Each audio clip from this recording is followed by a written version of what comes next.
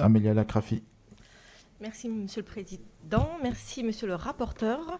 Un grand merci encore une fois pour ce rapport. Je me joins à tous mes collègues pour la qualité du rapport qui concerne l'évolution notamment des crédits dédiés aux Français de l'étranger et aux affaires consulaires.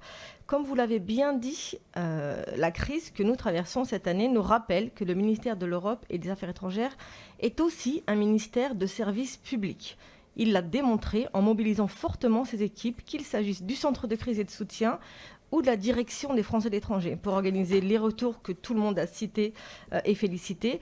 Il l'a démontré en mettant en place aussi les mesures de soutien financier que vous avez rappelées, destinées aux Français résidant à l'étranger, ou en venant aussi au secours au réseau d'établissements scolaires français très impactés par la crise. Il l'a aussi démontré en se mobilisant lors de la tragédie survenue à Beyrouth, au Liban.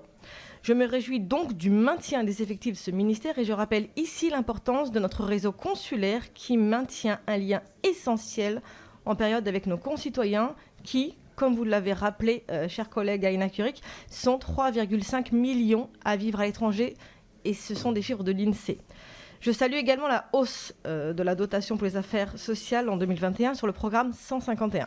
Ma question porte ainsi sur deux aspects importants du soutien à nos compatriotes. Tout d'abord, je voudrais savoir si la crise que nous traversons a amené à redéployer des emplois, notamment d'agents titulaires ou en CDI, dans le réseau de l'administration consulaire. Ce sont en effet les personnels du réseau consulaire et particulièrement ceux qui sont en charge des aides sociales qui sont en mesure de rencontrer directement et d'assister nos Français établis à l'étranger qui sont les plus fragilisés.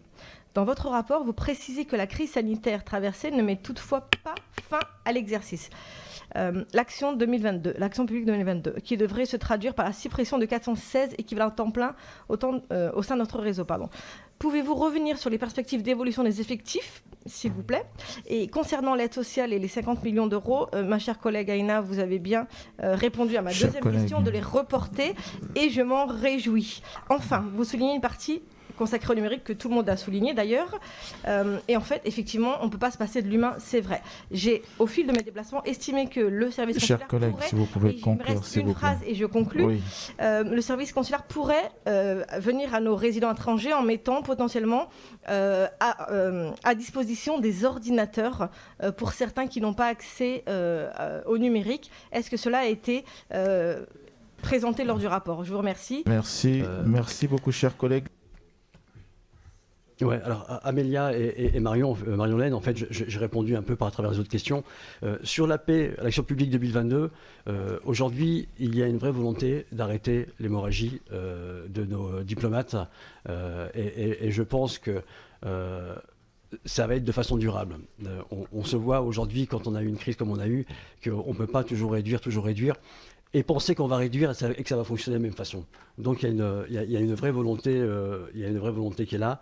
Et voilà. Donc, alors sur les ordinateurs mis à disposition aux ressortissants, Amélia, aujourd'hui c'est pas prévu.